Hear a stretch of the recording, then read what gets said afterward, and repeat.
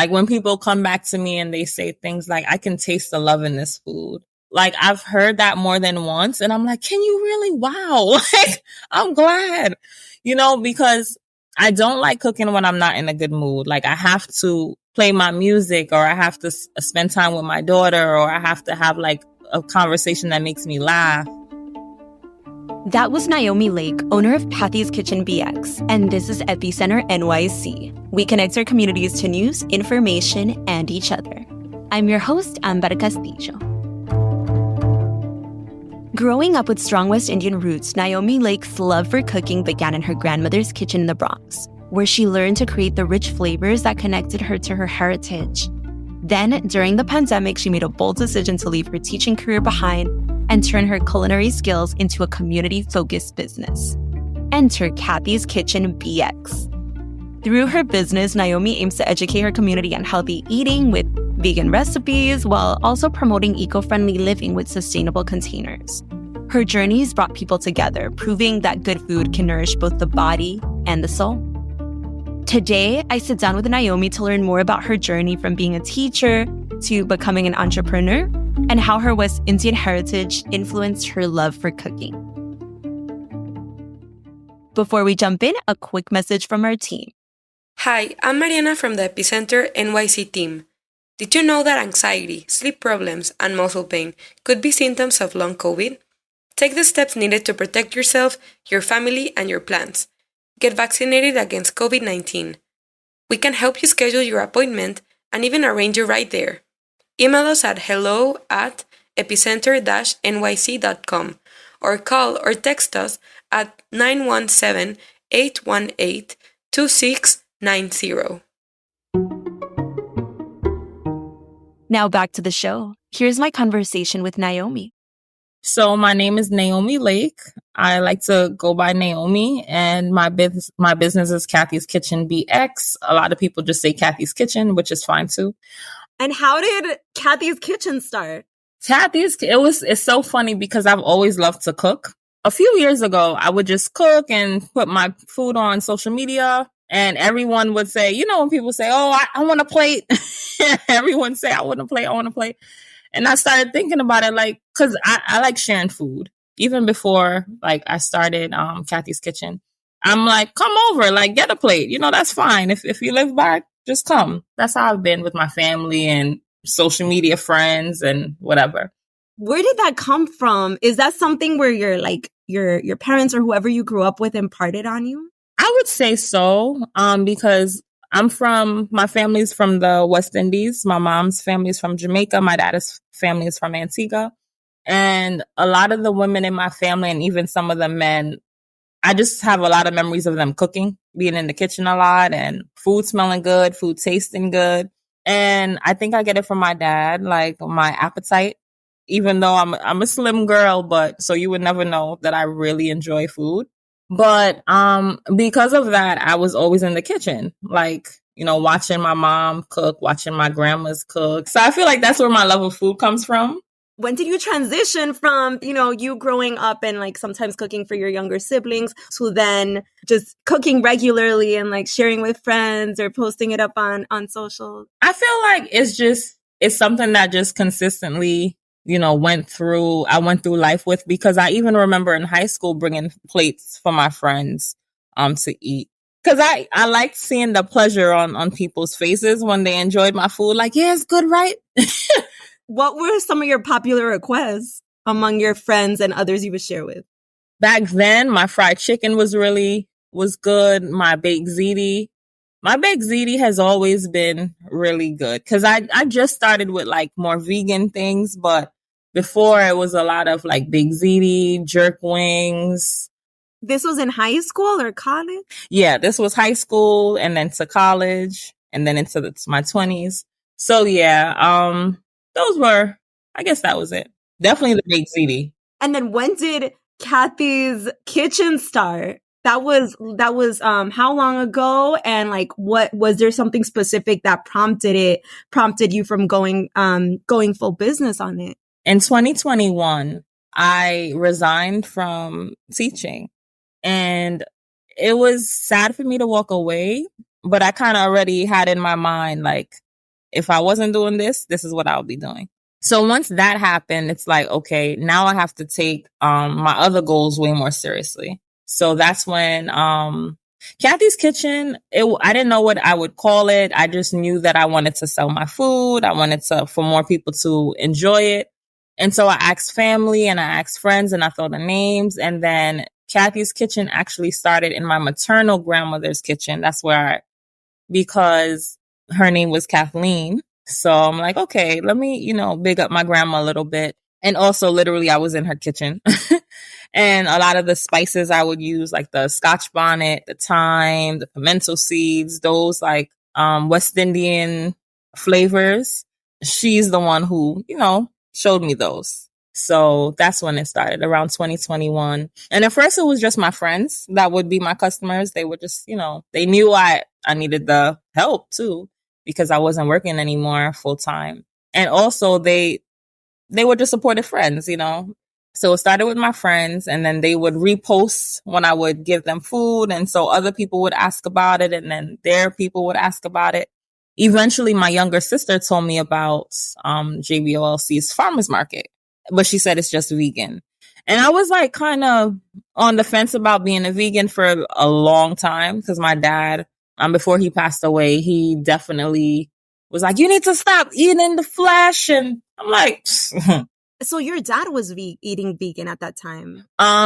Yeah, he was eating vegan. He became one when I was in like 10 years ago. Is that typical in your family? Like a vegan diet? No, not at all. It's not typical. But he was always very health conscious. And I guess, he had certain friends and he did his own research. He's just shifted his perspective. But it got you thinking in terms of that, or you started exploring? It got me thinking. And then, I don't know, like I would just have certain conversations with people that would stick with me about like their health. And I was like, I don't know if I could do without curry goat though. That's your kryptonite. Yeah, curry goat and some jerk chicken wings. Oh my gosh. I was like, can I do without this? Even when I first joined the farmers market, I wasn't vegan, I wasn't vegetarian. I was cooking, it and respecting and making sure that, everything was separate but myself, no, I was still definitely, eating what I wanted to eat. How did that inform the vision for Kathy's Kitchen or the menu? That's a great question. I started realizing that there's not a lot of businesses that provide health conscious food that also tastes good from my experiences. Now I'm starting to see, I guess, because my focus is becoming my reality and I'm paying more attention to, vegan restaurants and seeing the variety. But prior to, I was like, I want it to be like healthy, but I still want some flavor. I still want it to have some taste. So I feel like now when I think about the future of Kathy's Kitchen and what I would serve, I still feel like I want it to be a kitchen with more variety than just serving vegan food. But I feel like I need it to be mostly that because it's just so limited, especially where I'm from in the Bronx. Like I have to go to Harlem or even Brooklyn, if I want like a really good vegan meal and I don't feel like cooking for the day. You know what I mean? What are some of your most popular dishes now? Oh, my curry lentil chickpea empanadas. Yeah, people love them.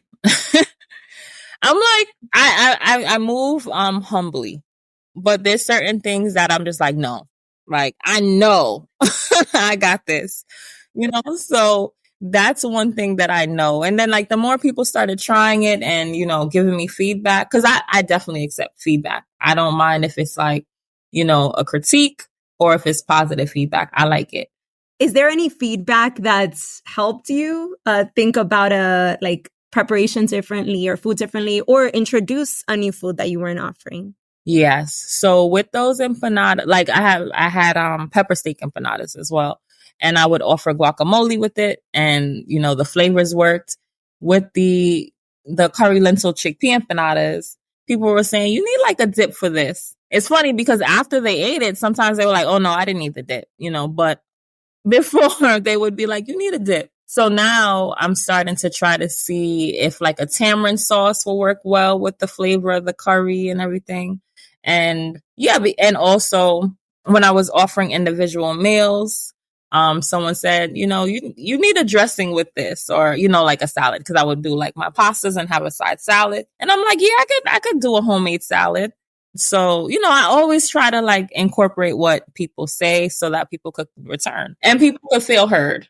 And so most of your operations, or where people can find you, that's at the James Baldwin Outdoor Learning Center Farmers Market for now, but also, what's the best way for folks to find you? Yes, on Saturdays, they're I'm consistently there. Although this summer was a little different because like I said, I did teach and, I was trying to balance my life and, see how mom, teaching, cooking, how it all fits together. And I'm praying, so it's going to. But people can also find me on Instagram at Kathy's Kitchen BX. I also have a website, kathyskitchenbx.com. They can email me at Kathy's Kitchen. Everything is Kathy's Kitchen BX at Gmail. And they can also call. I did have flyers. But I do need to update my flyers because I no longer do daily meals. Now it's just catering or vending. What was your biggest challenge just like setting, once you decided you wanted to make it Kathy's Kitchen BX, just setting that up? What was the biggest challenge there? I feel like you have to show people that you're serious for some time and then they'll catch on. Before I had stated that I was just putting my own plates. Like, look at what I'm having for dinner, So people were so used to me doing that anyway. So now the transition of me not just doing it for me, but also doing it for others, I think it took some time for people to say, oh, she really is doing this. Let me see what that's about. And, and also having my friends support and, repost for me helped. So that was a challenge, just having people see like, just try it, And then that continues to be a challenge sometimes, and just like more like getting out there and making your presence known. Or every opportunity has kind of branched off to another, which is great. Like the farmers market, I had conversations with people, you being one of them, shout out to you. And so they would kind of know me from that and then invite me to something else. And maybe another vendor there would have someone who would know someone who's having a party. And then they would invite me there, talking to people, talking to friends. They would have someone who needed catering, other business owners. One event, I forgot what the event was called. I didn't go, but I catered for it. And it was a smoothie bar. And someone who went to that event was like, oh, I know her. We just knew each other like because she knew my older sister. But so then she used me and she used me again, just trying to show people like, I'm doing this, like I got this. And when I cook for people, I cook as though I'm cooking for myself or my family. Like I make sure that, I have respect for what I'm doing. What gives you the most joy as part of Kathy's Kitchen? Like when people come back to me and they say things like, I can taste the love in this food. And like, it's so funny because people, like, I've heard that more than once and I'm like, can you really? Wow. Like, I'm glad, because I don't like cooking when I'm not in a good mood. Like I have to, play my music, or I have to spend time with my daughter, or I have to have like a conversation that makes me laugh. I just like to be in a good mood when I'm cooking. Although it does bring me joy to do it anyway, I'm like, this is for people. Like, so it's so interesting when people say they can taste the love in my food. What's your future vision for the business? Like, where do you hope it goes from there? Or, is there anything that you're picturing that you're hoping you'll be able to incorporate or do more of? That's a great question. So I definitely see brick and mortar. Like I would love a restaurant.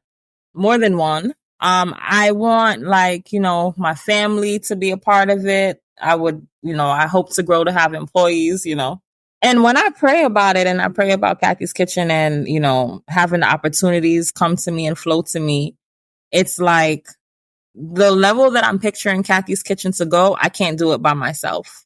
So I'm hoping that eventually I can make it that big. I also definitely want to continue with the catering and having a team that I can trust behind me.